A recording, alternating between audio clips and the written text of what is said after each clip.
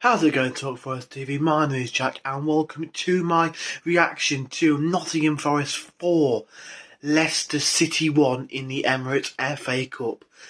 Wow, I mean, that was something else. That was absolutely incredible. I'm over the moon that I was able to watch that live. Like I mentioned in my last video, I don't get to go to as many Forest games as I'd like to. With one thing and another, I'm not going to bore you with that. I've already mentioned it on the channel before. But I managed to get tickets today and to witness that.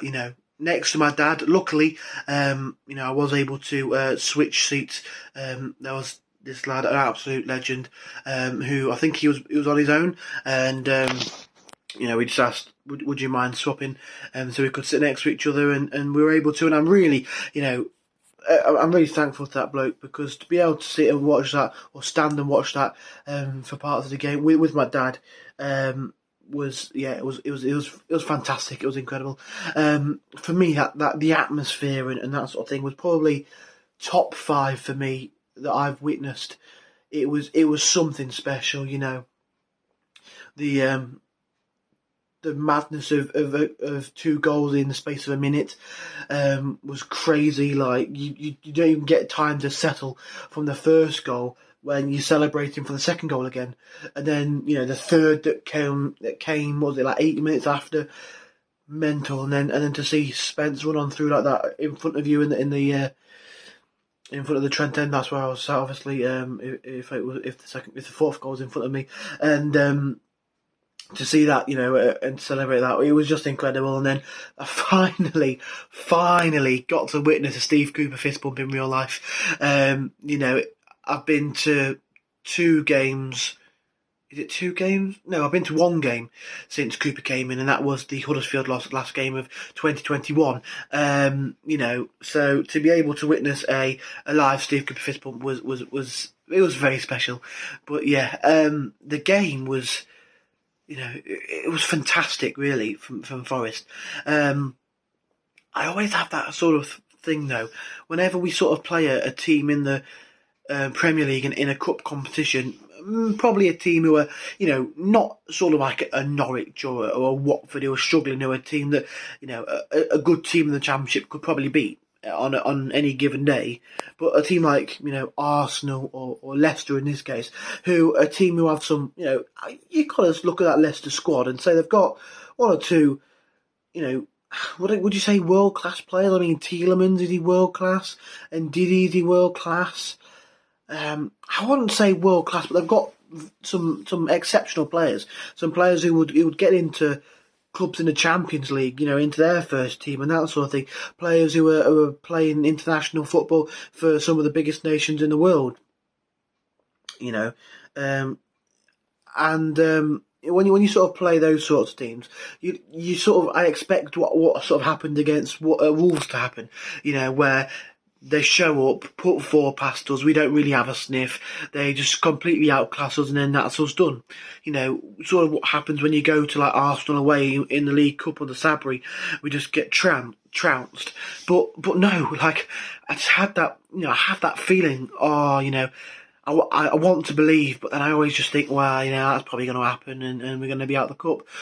But no, exceptional performance from Forest today. I mean, every single player worked their socks off, ran to the, the final whistle, the extra mile.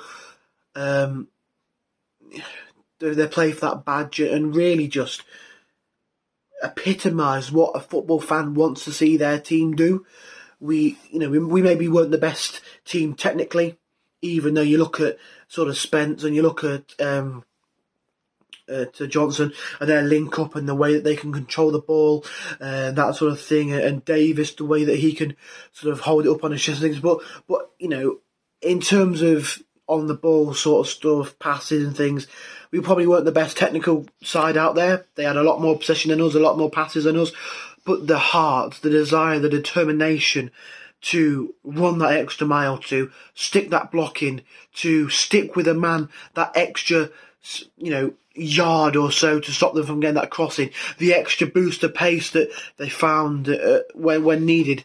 it was, just got us over the line. And the fans were magnificent in that, roaring the boys on and really spurring them on going forward. But yeah, every player deserved. I think every player had a shout for man of the match, really.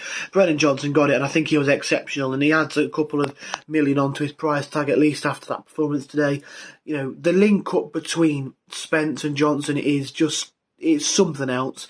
We had a brilliant link up down the right hand side in the Lamushi days with Cash and Lolly, and you'd be forgiven for thinking that might be the best we would see between a fullback and a winger for a long time when Lolly sort of dropped and Cash left.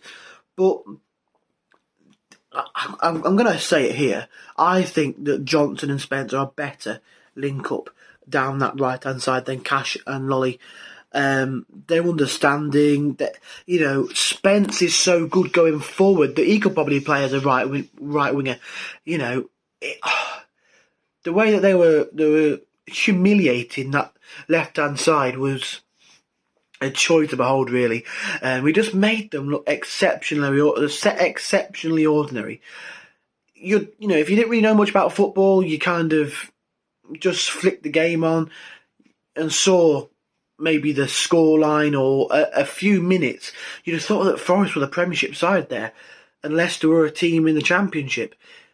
We outran them, we outworked them, we outblocked them, everything. It was brilliant.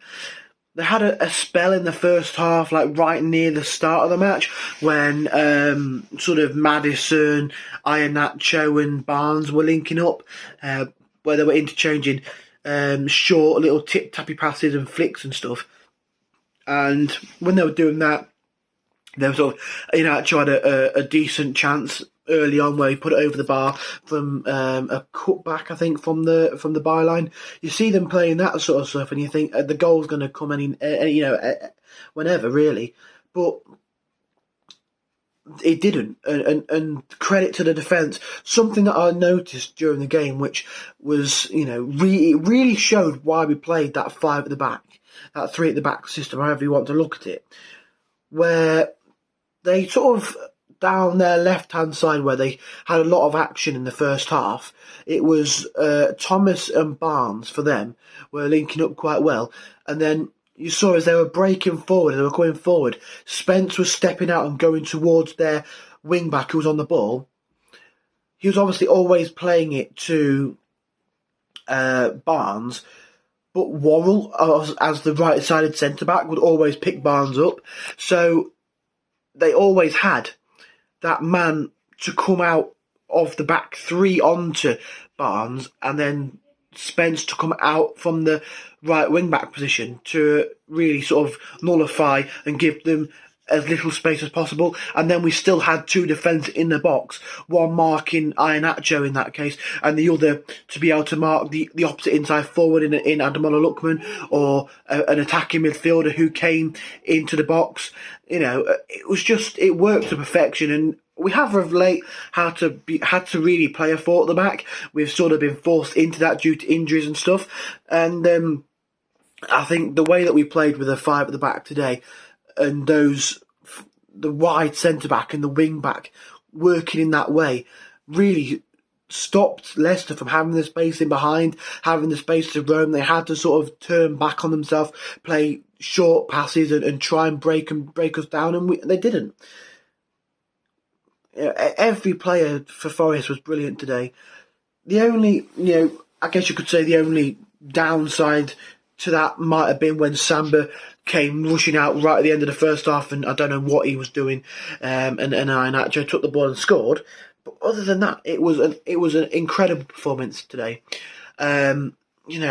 Samba was excellent, made some big saves second half, first half as well, but second half made some good saves too. I think there was one that I think there was like 2 shots hit from range that he dealt with quite well. And, we limited Leicester to the shots from range.